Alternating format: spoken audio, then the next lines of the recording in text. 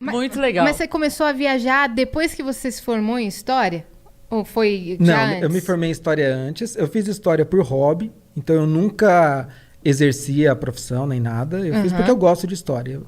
E eu não sei porque que eu resolvi fazer uma faculdade só porque eu gosto. Eu poderia simplesmente ficar lendo e tal, que dava na mesma, né? Mas eu quis fazer e eu terminei a faculdade... Eu terminei o curso mesmo, foi em 2012, alguma coisa assim. E aí eu só fui pegar o diploma muitos anos depois porque eu queria fazer o estágio de verdade. Eu não queria só pegar a assinatura. Então eu fiquei 6 meses numa escola pública fazendo estágio para poder ver na real como é que é. Como professor? E como professor. Eu acabei ajudando bem mais na secretaria, na coordenação, do que dando aula. Mas eu dei aula de tudo, porque faltava professor de todos os dias monte, e daí eu tinha que dar aula de tudo que aparecia. Ensino fundamental? Foi ensino fundamental. E como que era ser professor de ensino fundamental? Assim, lógico que foi um período muito curto para eu fazer qualquer avaliação, mas a minha experiência, eu quis uma escola pública até para poder ter um pouco dessa vivência, né? Eu, assim, fiquei muito triste com o que chega para os alunos e... Bom, para ser honesto, para mim, assim, parece que está todo mundo fingindo. Então, a sensação que eu tenho é que os alunos fingem que estão para lá para estudar, que os pais estão fingindo que estão educando os filhos, e os professores, pelo amor de Deus, não estou generalizando, porque não são todos, lá tinham ótimos professores, mas parece que também estão lá para fingir que estão dando aula. Para bater cartão. Então, nessa... Falta uma estrutura generalizada, né? Era municipal, era estadual? Estadual. Era então quinta série, né? De quinta a oitava série, é isso? De quinta a oitava série. Eu dei aula no ensino fundamental até a quarta. Educação infantil e ensino fundamental. E eu falava muito isso, falta uma estrutura, né? Os professores não têm estrutura, todas as soluções vêm na base da canetada. Então, eu trabalho... Na época que eu dei aula, tinha o lance da inclusão, que era uma discussão eterna, porque, assim, a inclusão, ela é excludente para a escola, para a turma. Então, você não prepara o professor. Então, assim, você só está, politicamente falando, ficando bonito na fita. Mas, na verdade, você não preparou o professor para incluir. Ele não está incluindo. Ele está, assim...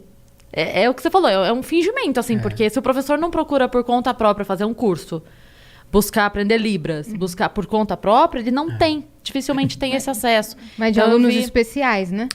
Então eu já vi, assim, na educação infantil, eu já vi amiga minha que recebeu uma criança autista, né? Eu não sei se tem algum termo específico para isso, se tiver, me perdoem, eu, enfim, desconheço. Não, mas é que eu não sei se tem algo, portador, eu não sei se tem alguma coisa assim, mas enfim, eu tô falando aqui inocentemente, pelo amor de Deus.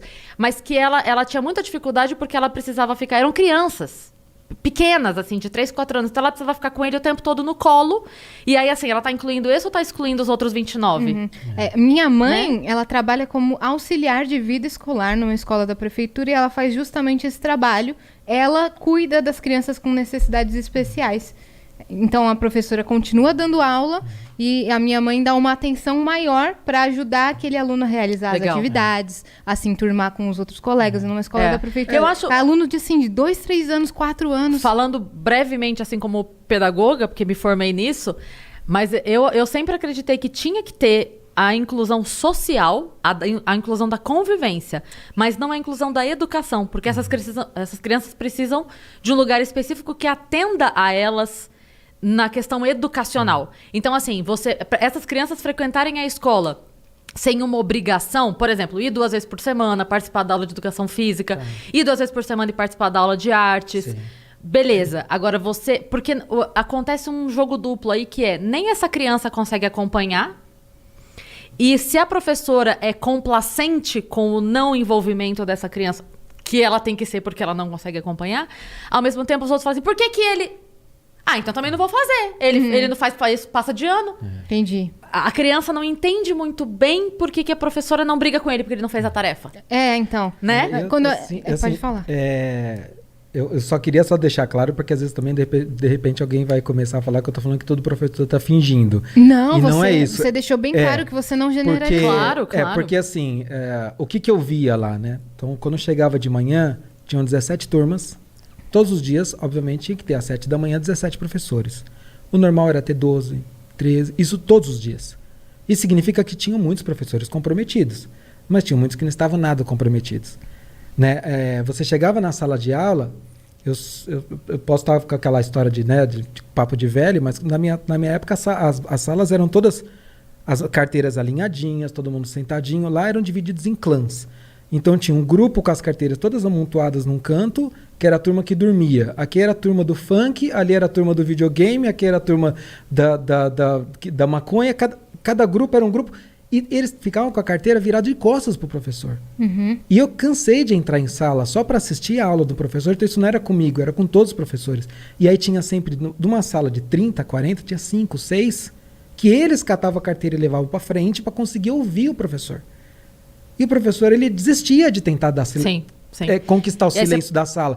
Então, assim, por isso que eu falei, eu não quero culpar o professor, porque ele também é vítima desse processo. Claro. Ele é vítima desse abandono. Os alunos chegam sem nenhuma base em casa. E eles não têm base em casa porque na geração deles os pais também não tiveram base. Tem uma coisa que vai passando de geração para geração. Como que vai corrigir isso? Eu não sei. Uhum. Mas assim, é um abandono geral. Então chega uma hora que eu entendo, minha irmã, professora, ela vive exausta.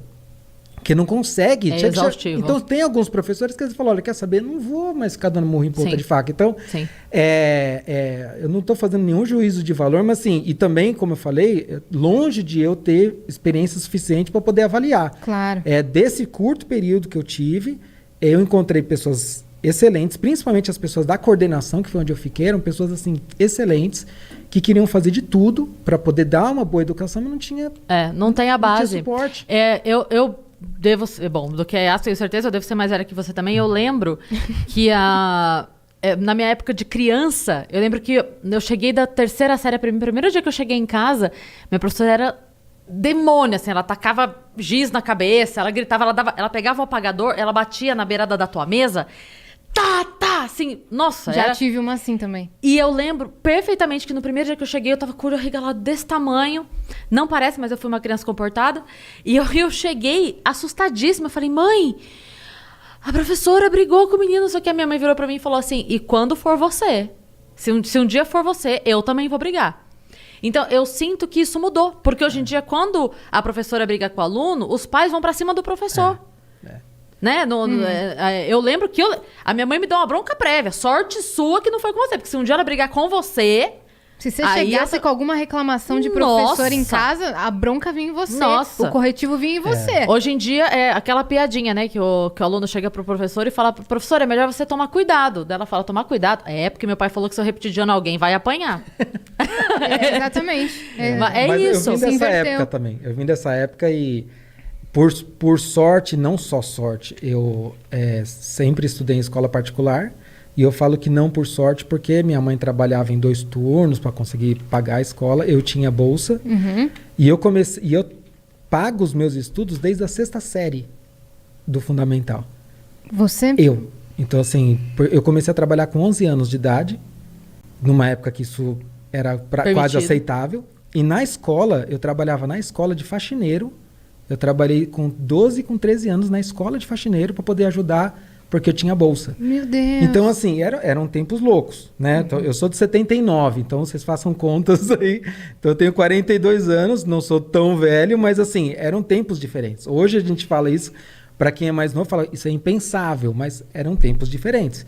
Então, eu lembro uma vez, a minha mãe chegou pro meu irmão, né? Eu não lembro, porque nessa época era muito mais novo, mas ela conta. Chegou meu irmão quando ele fez 14 anos, falou, você tem que trabalhar, arrumei um emprego para você. Daí meu irmão falou, que legal, ficou todo feliz. Quanto que eu vou ganhar? Daí meu irmão falou, o que você sabe fazer? Eu não sei fazer nada, é isso que você vai ganhar. Eu já combinei com o seu chefe, você não vai ganhar nada. O dia que ele achar que você merece alguma coisa, ele te paga. Você tá indo lá para aprender. Não sei fazer nada. Então é isso aí que você vai ganhar. Era outros tempos. Então, a gente aprendia muito cedo a ter responsabilidade, respeito, esse tipo de coisa. Então, quando você se depara com um cenário de caos, como eu ficava horrorizado. E eu, para ser muito honesto, eu tinha vontade de, trabalhar com o que eu faço durante o dia. E falei, à noite eu não tenho nada para fazer, eu vou pegar para dar aula numa escola, alguma coisa. Nem que fosse só por realização pessoal, porque eu gosto de história. Eu falei, acho que eu vou dar aula todo dia. E eu acabei desistindo. Eu falei, acho que eu vou passar mais nervoso do que ter satisfação. E assim, eu fico com dó, porque eu vejo muito professor que sofre mesmo com essa situação de abandono, né? Sim. Às vezes a pessoa, ela chega ali para fazer. Né? Ela se forma na vontade de fazer, ela vai, só que daí passa 1 ano, 2, 10... Sabe, chega uma hora que você fala assim, ok, é o que você falou, tô dando murro em ponta de faca. Quantas vezes a gente não fez festinha, aquelas festinhas da primavera, festinha de não sei o quê, festinha de não sei o quê, pra comprar as coisas mínimas da escola. Porque se queimasse uma lâmpada, era 3 meses, porque faz o ofício, aí vai pra prefeitura, aí vai pra não sei que setor, aí autoriza, aí compra, aí manda, enfim. Não dá pra ficar sem a luz. Então a gente vai na PM da escola, faz uma festinha, não sei o quê, e bota o toldo que precisa porque tá chovendo não sei aonde, faz o que precisa porque... Tem que ser assim, porque é o que você falou, é uma situação de abandono completa Geral. de todos os lados. De todos os lados. E eu acho também que falta isso, eu não sei se eu já falei isso aqui, mas eu costumava dizer isso quando eu dava aula, que eu falava assim, o problema não são os 35 alunos, são os 70 pais e os 140 avós, que estragam os 35 alunos. O meu pai, ele costuma dizer uma coisa que eu acho maravilhosa. Ele fala assim, o erro já começa no nome, porque a gente chama de Ministério da Educação. Não, é Ministério do Ensino, porque educação vem de casa. Mas é verdade. E a gente chega com muita criança hoje que não sabe falar, por favor, com licença. Ser minimamente educado. A professora tem que brigar pra criança escovar o dente quando ela chega em casa. Fala, gente... Que não trata o professor como uma figura, assim, de autoridade dentro da sala. Que trata como funcionário. E porque ele ouve isso, né? Ele não é do nada. A criança não tira isso do nada. Para você conseguir numa sala de aula ter atenção é difícil. Quando você é um professor novo. Que nem no meu caso, que eu estava ali para fazer estágio. Sim. Para você conseguir ter a atenção da classe, era terrível. E eu ia, às vezes, assistir aula de professores que estavam naquela escola há anos, e eu chegava a contar, dos 45 minutos da aula, era mais ou menos uns 30 minutos que ele perdia do tipo, pedindo silêncio, tentando mandar um arrumar carteira, outro que parou de jogar de papel... Aula mesmo. Daí ele catava o livro, pedia para alguém escrever um parágrafo que estava no livro na lousa, que é assim, uma inutilidade completa, porque se já está no livro não precisa escrever na lousa, Sim. né? Mas assim, para ocupar o tempo. Para preencher o resto do tempo. Para preencher o tempo, porque enquanto isso ia conferir diário, ia fazer alguma coisa, sim. A hora que estava faltando tipo 10 minutos para terminar a hora, ele ia falar o que estava na lousa e acabou a aula. Ninguém absorvia nada. Eu ficava assim, gente, o que aconteceu aqui? Então. E quando a gente tá na sala de aula, quando a gente é criança e adolescente, a gente não tem essa visão que a gente tem depois que a gente é adulto e começa a ver o que acontece. Aí você fala, meu Deus, cara, acontecia isso na minha sala, sei lá, de virar a carteira e a gente... Não, eu fazia bagunça na minha sala também. Mas não era todo dia, o tempo inteiro. Porque as pessoas, a sensação que eu tenho é que eles estão entrando na escola e saindo do jeito que entrou. E o pior, assim, eles estão aprendendo para a vida, para a sua formação moral, que nada disso tem importância, que estudar não é importante. E eu acho que isso causa um estrago muito grande para a próxima geração. Sim. Então, assim, é triste, é bem triste o que tá acontecendo. Exaustivo trabalhar no setor de educação no Brasil. Exaustivo. Muito, muito. Então, assim, eu me considero privilegiado no sentido de que eu não preciso passar por isso, que infelizmente muitas pessoas acabam precisando, que é assim, de ter que encarar uma sala de aula totalmente desestruturada, sem nenhum apoio, sem nada, e não julgo quem desiste, porque cada Obrigada. pessoa... É verdade, eu não julgo porque é difícil, é exaustivo mesmo. Então, quando eu falo que tem muita gente que está fingindo, é porque eu falo assim, eu preciso do meu salário, preciso pagar minhas contas, e eu não vou ficar me estressando com isso, que eu vou surtar. Aliás, nessa escola que eu estava, tinha 5 professores readaptados. Porque cada um com algum problema que não conseguia trabalhar. Mas isso é uma coisa comum. As pessoas não entendem e acham que é frescura. Mas vai dando setembro, outubro, fono, professor passando em otorrino, porque vai chegando um momento que você não dá conta mais. Você não dá conta mais. A cabeça tá enlouquecida. E você vê na expressão do professor, né? Que ele já tá saturado de ter que passar por essa situação. Tanto é que a aposentadoria é diferente, né? O cálculo de aposentadoria de professor é diferente. E assim, de verdade, tem que ser. Tem que ser, porque E agora, assim, o que eu tenho até me colocado à disposição é de, ser um professor convidado, que eu vou para não ganhar nada, para dar aula, digamos assim, de algum lugar específico por onde eu passei, trazendo fotos, coisas para o pessoal entender, que agora, durante a pandemia, eu dei uma aula, por exemplo, sobre Galápagos. E foi super legal, porque também tem toda uma história interessante. Foi por onde Darwin, digamos assim, concluiu a teoria da evolução. E daí, por que ele escolheu Galápagos? Por que Galápagos foi fundamental para essa teoria de Darwin? E foi muito legal, ainda mais porque eu dei essa aula numa escola criacionista. Então você imagina como foi o jogo de cintura para isso, né? Mas foi muito legal, foi muito legal. Em Sorocaba tem uma igreja e que fica na Rua Darwin. Eu acho maravilhoso. Eu já tirei uma foto pegando a placa e a... Paradoxal. Assim, total. Mas foi muito legal. Então, assim, quem sabe essas viagens eu posso somar com essa experiência de, né, a questão da história, né, de ter estudado história, e dar essas aulas sem ganhar por isso, mas por satisfação mesmo, sendo convidado. Mas então, você arrumou outra maneira de passar seu conhecimento, né? E Com aí, a internet, sim, por exemplo. Exatamente. Então, acho que pode ser legal. Então, se alguém tiver afim, fique à vontade para me convidar.